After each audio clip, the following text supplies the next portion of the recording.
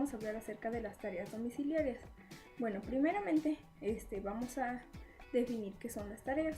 Las tareas son todas aquellas actividades o trabajos que el maestro encarga al alumno para que éste los realice en su casa.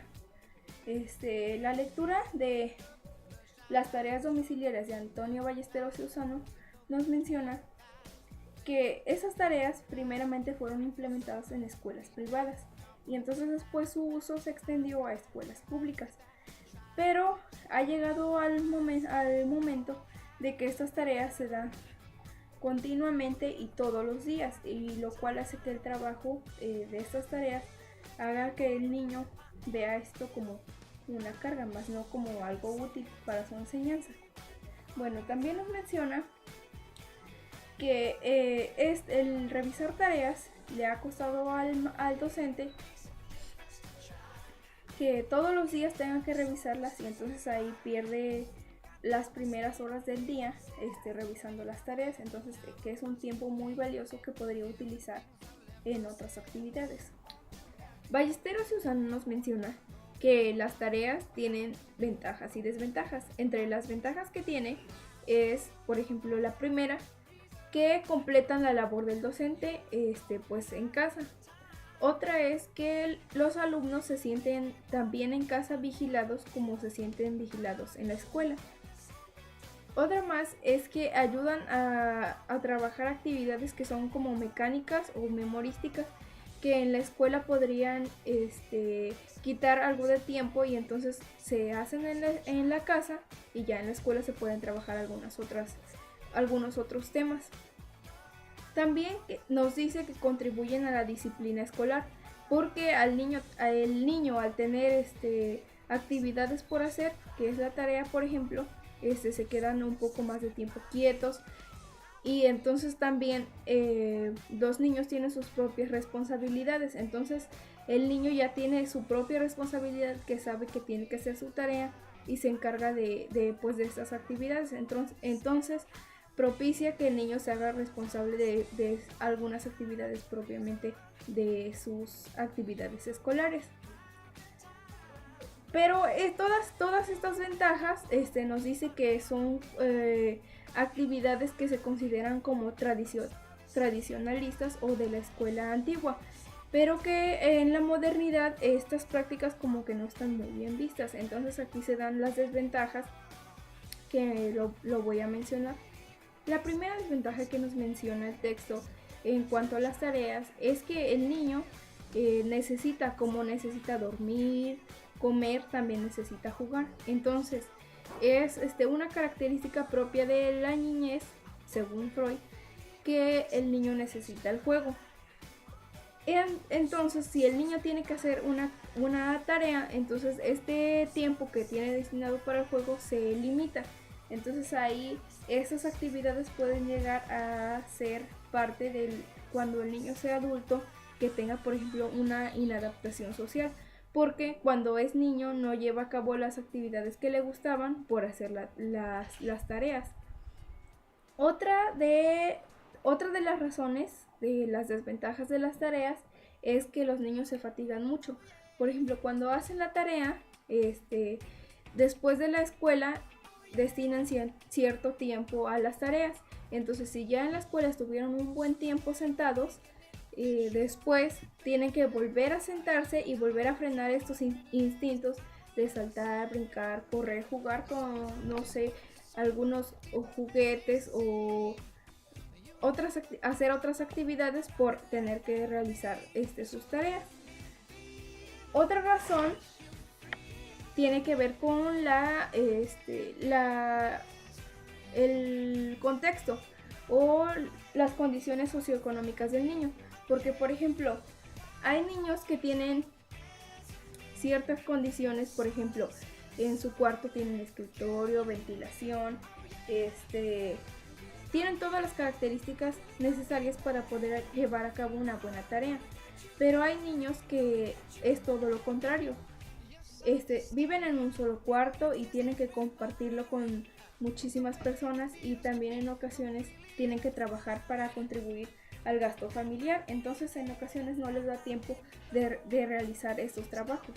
Y ahí es una de las partes que a veces los maestros no nos fijamos y solamente encargamos tarea a todos los niños por igual, sin ver que todos son diferentes y que sus condiciones socioeconómicas varían.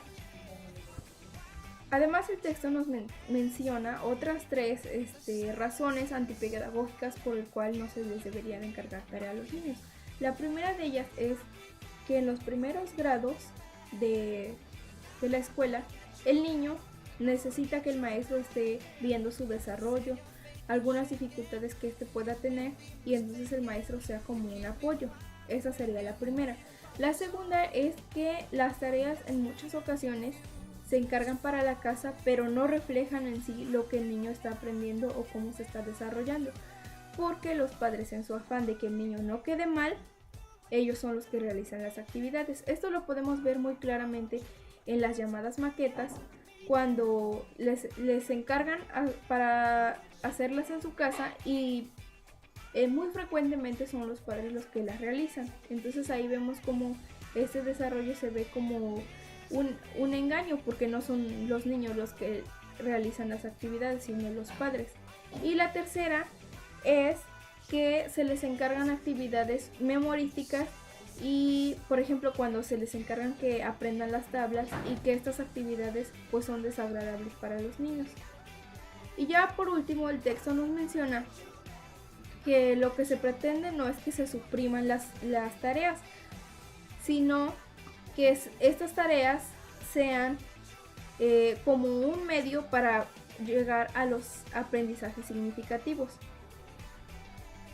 La OCDE en su texto nos menciona que en vez de encargar tareas, lo que el maestro debería de hacer es hallar esos medios por los cuales enseñar al niño, pero después de la jornada escolar, o sea, abrir un cierto espacio después de que terminen las clases, y después ayudar a estos niños, y entonces para que refuercen sus conocimientos. Aquí yo vería que necesitaría estar ayudando más a esos niños pues que tienen diferentes carencias y que más lo necesitan. Quiero mencionarles algunos aspectos que tienen que ver con la tarea que me han pasado a mí en mi práctica. El primero de ellos es que me sucedió en segundo año, fue que en una ocasión no me dio tiempo de revisarles la tarea a los niños, y entonces una madre de familia pues sí se molestó por esto. Entonces de ahí lo que aprendí fue que si les vas a encargar tarea a los niños, pues debes de revisársela, y mejor, y si no te va a dar tiempo de hacerlo, pues mejor pues no la encargues. Otro aspecto importante sería el uso de materiales. Si les vas a encargar un material para trabajar en tu clase, entonces debes de prever que algunos niños no lo van a llevar. Y por ejemplo, a mí me tocó la fortuna de que solamente 5 niños no llevaron la tarea, pero yo ya llevaba algunos materiales extra por si alguno de ellos no llevaban sus materiales. Otro aspecto que quisiera mencionar es el hecho de que hoy en día es muy común que les pidas tarea de investigación, y solamente lo que ellos realizan es meterse a internet, copiar, pegar, y solamente imprimen y ni siquiera lo leen. Entonces aquí debemos de ver que es muy importante que sí hagan la tarea, pero también que esa tarea sea útil y no solamente sea así como ese aspecto de copiar y pegar. Y por último quisiera mencionar el hecho de que